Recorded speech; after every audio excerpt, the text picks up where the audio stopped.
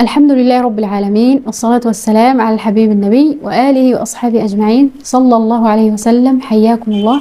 رؤى اليوم بينها عامل مشترك واحد، وهو كيف أعبر الرموز والقرائن المتضادة في الرؤية الواحدة، كيف أجد المخرج لتعبير القرائن التي فيها تضاد أو الرموز المتضادة وأعبرها بإذن الله تعبير صحيح. الرؤية الأولى من نوع الرؤى التي جمعت بين جزئين، الجزء الأول يدل على حدث وقع للرائي في الماضي، والجزء الثاني فيه بشارة له في المستقبل إن شاء الله. نكتفي بشرح وتعبير الجزء الذي وقع في الماضي. يقول الرائي: منذ رأيت هذه الرؤيا وأنا متحير فيها. يقول: رأيت كأن الشيخ أحمد حطيبة مات في الجزائر، كأنه مات في البحر وإني سأخطب في الأخوة. ثم بعدها رأيت نفسي أمشي مع صديقي عمرو في الممشى الذي بين مسجد قباء والمسجد النبوي، فقلت في تعبير هذا الجزء أنك تعرضت للغيبة والنميمة، مما أدى إلى انتهاء وتوقف أمور حميدة لك، وتعلمت من ذلك درسا تحاول أن تعظ به غيرك في حقوق الأخوة. فقال: فعلا هذا حصل، وتعرضت لمشاكل كثيرة وخسرت في تجارتي خسارة كبيرة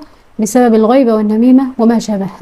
الغيبة والنميمة جاءت من كلمة حطيبة، حطيبة من الاحتطاب، كما قال الله سبحانه وتعالى: وامرأته حمالة الحطب. جاءت هذه الآية في وصف أم جميل أنها كانت تحطب الكلام وتمشي بالنميمة بين الناس وتنقل الأحاديث بين الناس. الغيبة والنميمة اقترن بها أحمد. أحمد معناها أفضل، ومعناها الأمور الحميدة والطيبة، ولكنه مات. الموت هو انتهاء كل شيء، وهذا معناه أن الرأي انتهت له وتوقفت له أمور طيبة، أمور حميدة، بسبب الغيبة والنميمة، كأنه مات في بحر الجزائر.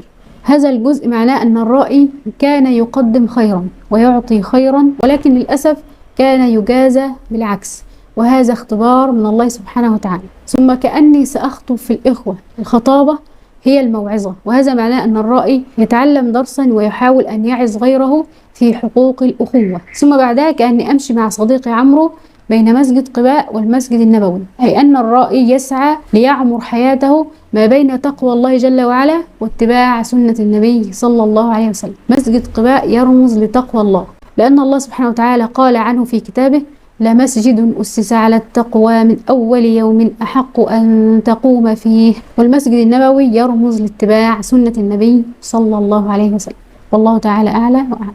الرؤية الثانية فيها تضاد كبير بين القرائن.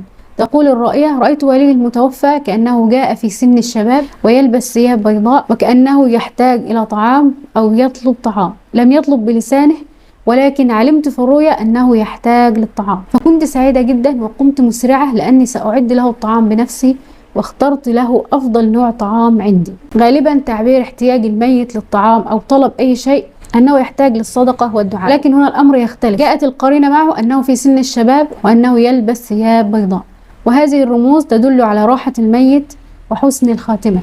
فقلت: هذه رؤية تدل على الهمة العالية، على همتك العالية في الأعمال الخيرية التي تهبي ثوابها لوالدك. اختيارك لأفضل نوع طعام أفضل تعبير له قوله تعالى: لن تنالوا البر حتى تنفقوا مما تحبون.